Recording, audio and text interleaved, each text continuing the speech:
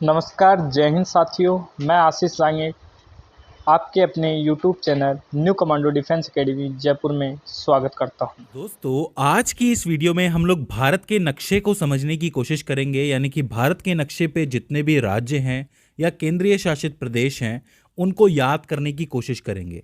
अक्सर मैं देखता हूं कि जितने भी स्टूडेंट्स हैं वो सवाल पूछते रहते हैं कि हमें नक्शा याद नहीं रहता है, क्या करें, कोई सिंपल ट्रिक है कि नहीं है। तो मेरी कोशिश रहेगी कि मैं आज आपको सिंपल से सिंपल तरीके से नक्शे को समझाने की और याद करवाने की कोशिश करूं। और मेरा विश्वास मानिए कि नक्शे को याद करना बहुत ही आसान है। तो हम बिना किसी देरी के उसको समझने की कोशिश करते हैं। तो देखो, आपके सामने भारत का नक्शा कुछ इस तरीके से दिया हुआ है। अब अगर मैं आपसे पूछूं कि सबसे पहले आपको नक्शे में कौन सी चीज़ याद रहती है, वो सब छोड़ दीजिए क्या याद नहीं रहता है। मैं आपसे पूछता हूँ सिंपली, अगर नक्शा आपके सामने आ जाता है तो सबसे पहले आपको क्या याद रहता है। मुझे उम्मीद है कि ज़्यादातर बच्चों को राजस्थान याद रह जाएगा, क्योंकि इसका एरिया सबसे बड़ा है और ये दिखता भी अलग है। इसके अलावा जो बीच में जो मध्य प्रदेश कहलाता है वो मध्य का हिस्सा भी याद रह जाएगा। दो चीज़ें तो रहेंगी। तीसरी चीज़ जम्मू कश्मीर भी याद रह जाएगा। लेकिन आपको पता है कि 31 अक्टूबर 2019 के बाद जम्मू कश्मीर और लद्दाख को अलग करके केंद्रीय शासित प्रदेश बना दिया गया है। तो दो चीज़ें ये हो जाती हैं। ठीक है, हो सकता है कि आप में से कई लोग और किसी राज्य से हों तो उन्हें अपना राज्य याद रह जाए। अब ये बात बताना मेरे लिए बहुत मुश्किल है, लेकिन हम एक पैटर्न को फॉलो करके चलते हैं। देखिए, नक्शे को जब भी आप शुरू करें तो आप नीचे से शुरू करें, क्योंकि नीचे का हिस्सा अगर आपको याद रहेगा तो कहीं ना कहीं बेस आपका बन जाएगा। ऊपर वाला तो आपको याद है ही, जम्मू कश्मीर वाला। तो देखो, नीचे की तरफ आप आओगे तो नीचे वाले हिस्से को हम कहते हैं साउथ जोन ऑफ इंडिया, यानी कि साउथ इंडिया। अब अगर साउथ जोन में हम देखेंगे तो साउथ जोन में हमें 5 राज्य मिलेंगे। कोई भी आपको कहता है ना कि साउथ इंडिया क्या है, तो 5 राज्यों से मिला हुआ एक पूरा zone he south zone of India है। 5 में सबसे पहले आपको याद रहेगा किनारे पे केरल। ठीक है, ये किनारे पे है, बिल्कुल इस तरफ है, आपका लेफ्ट की तरफ है, तो केरल याद रह जाएगा। केरल में होती है मलयालम, और इधर है बिल्कुल तमिलनाडु, यानी कि तमिल बोली जाती है।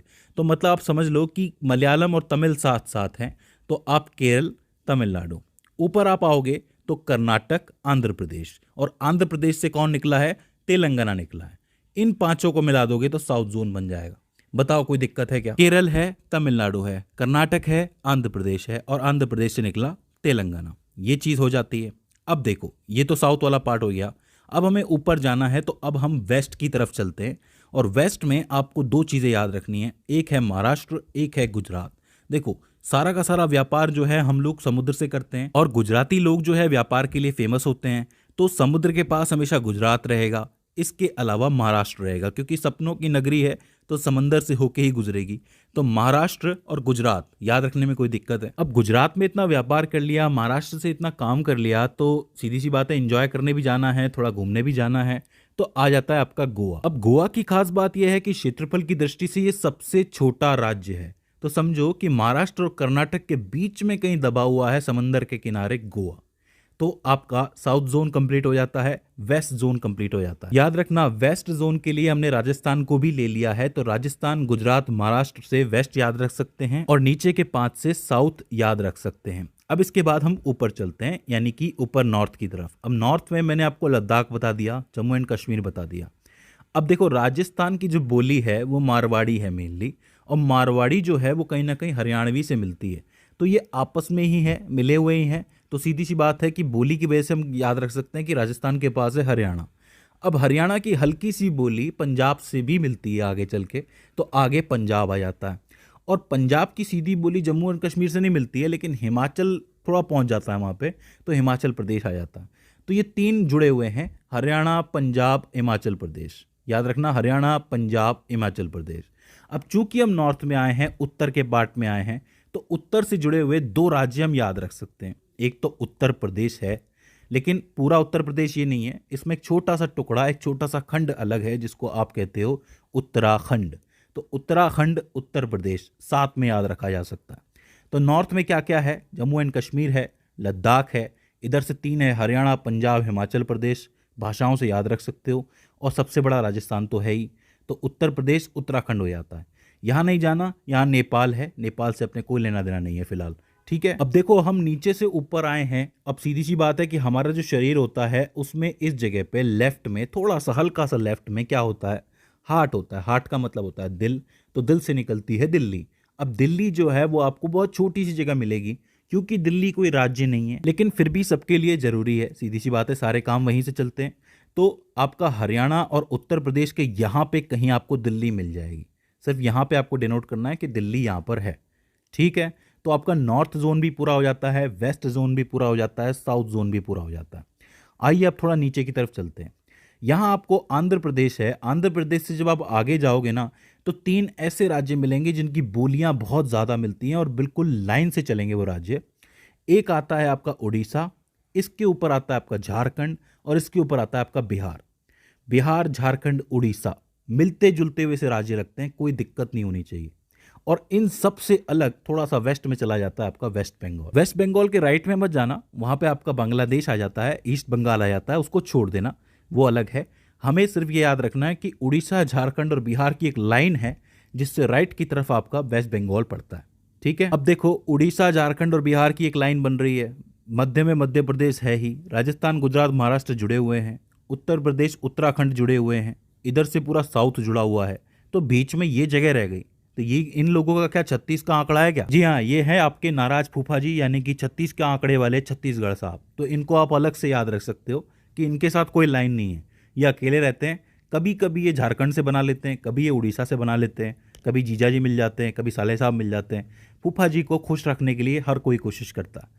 तो छत्तीसगढ़ को आप याद रख सकते हो। आओ अब हम चलते हैं अपने ननियाल की तरफ, चलते हैं मामा के यहाँ चलते हैं। बहुत अच्छी जगह है, हमारे देश की सबसे खूबसूरत जगहों में से एक है the north east. North east में घुसने का रास्ता क्या है?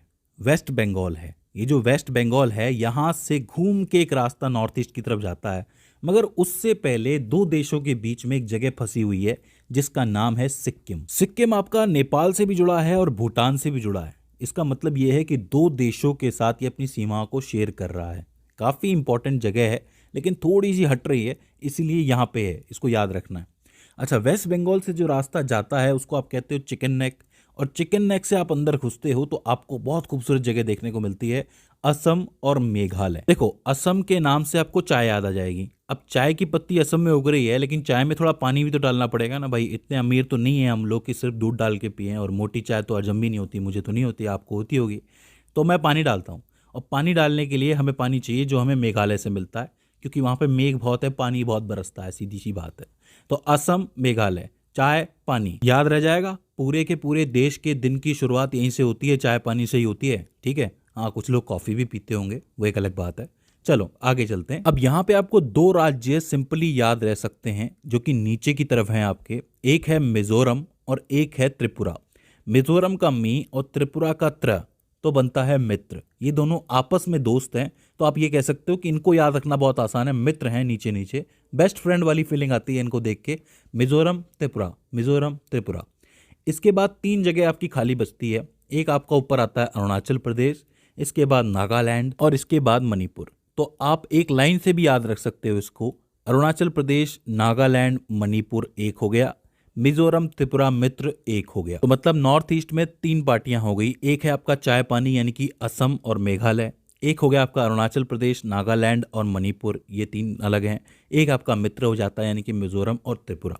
इस तरीके से आपका नॉर्थ ईस्ट का पूरा मामला सेट हो जाता है। तो अब आपने देखा कि कितना आसान है पूरे देश को याद रखना।